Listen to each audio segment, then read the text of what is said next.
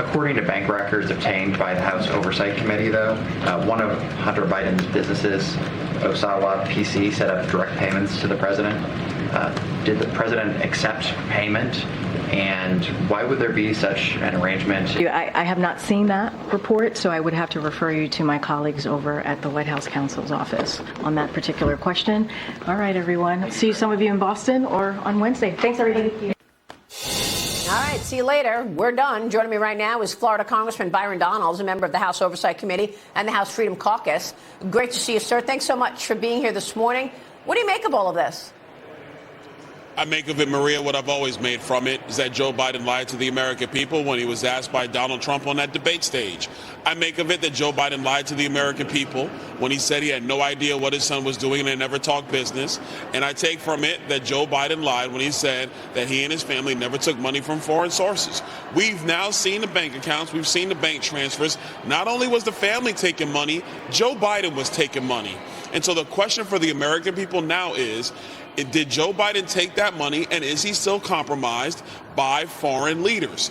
We know he took the money. The question is he compromised? And considering where the world is right now, we cannot have a president of the United States that is compromised by our enemies.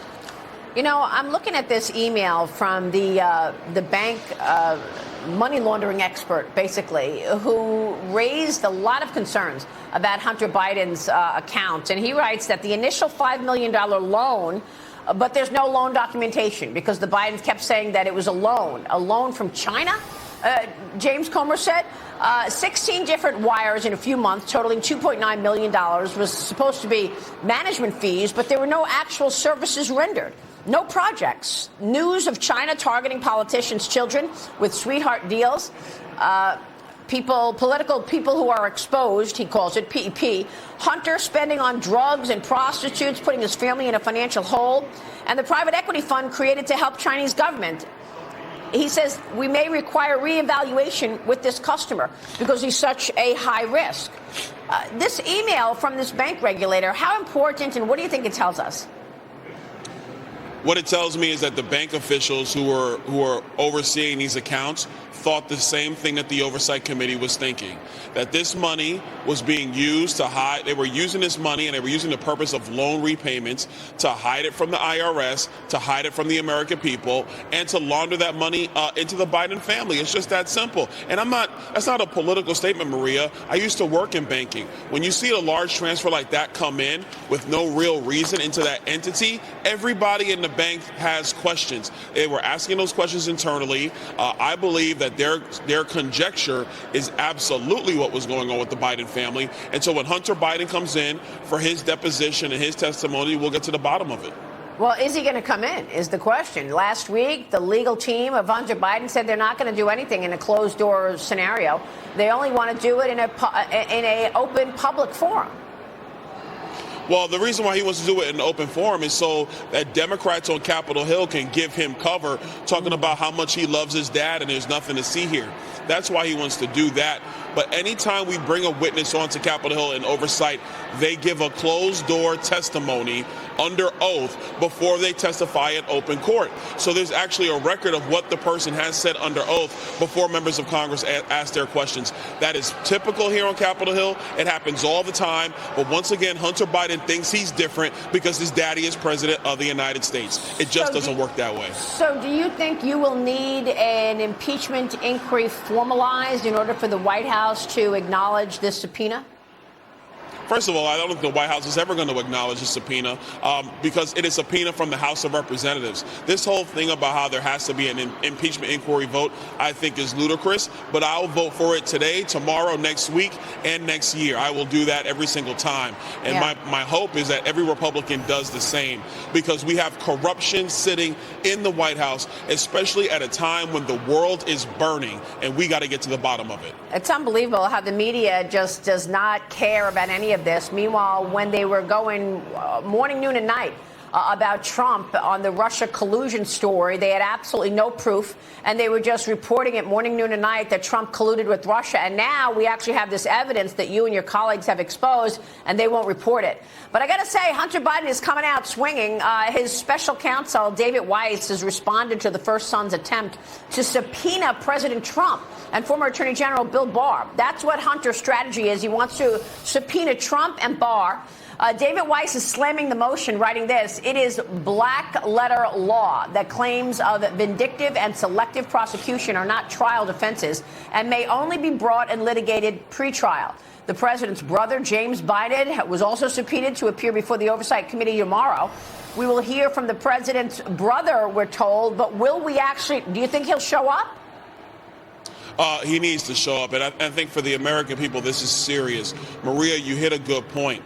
The fake news media has not covered this story. They don't want to cover this story because, let's be very honest, they are in the tank for Joe Biden and the Democrats, so they don't want to cover this. But this is a real problem of public corruption that happens in Washington, and now it is in the White House. It's in the Oval Office through this family. So they should come in and testify. If a congressional subpoena was given to me or any other American, trust me, they would be forced to comply. But because they're family of the president, all of a sudden they can't comply.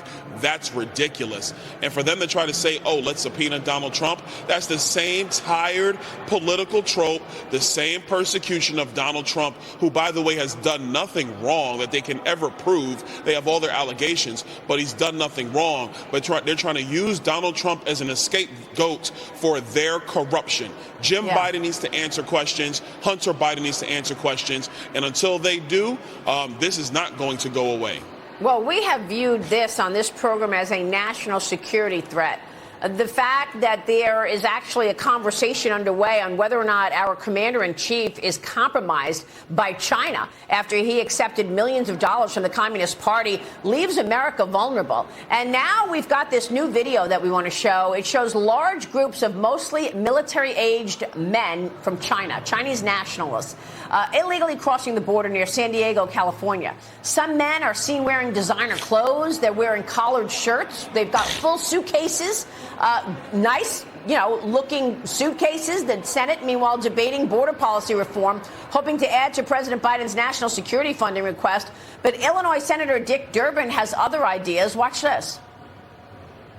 There's also an incredible demand for legal immigration into this country even now. Her bill, and I hope I describe it accurately, says that if you're an undocumented person in this country and you can pass the physical and the required test, background test, the like, you can serve in our military, and if you do it honorably, we will make you citizens of the United States. Are you kidding me? You've got Chinese nationals coming into the border, into America in the thousands, and you've got Dick Durbin talking about transitioning illegals into working in our military? America, do you see the foolishness happening up here on Capitol Hill? Senate Democrats and House Democrats and Joe Biden refuse to secure the southern border. They want $120 million for everybody else, but they won't take care of America and the American people. And then Dick Durbin says, hey, it's okay. Let's just put them in the military and everything's going to be all right. That is the very essence of a national security crisis. These people are nuts. They don't deserve majorities. They do not deserve the White House. The American people need to do their job and vote these fools out. Because if this kind of nonsense continues, it will be to the destruction of our country. That's all I got to say about it. Very, very concerning, Congressman. Real quick on these Chinese nationals. You can't leave China without approval from the communist government, right? As to my latest understanding, you cannot. So it's very interesting that you can't leave China unless Xi Jinping says it's okay. But you can walk into America and nobody, not even a border agent, can stop you.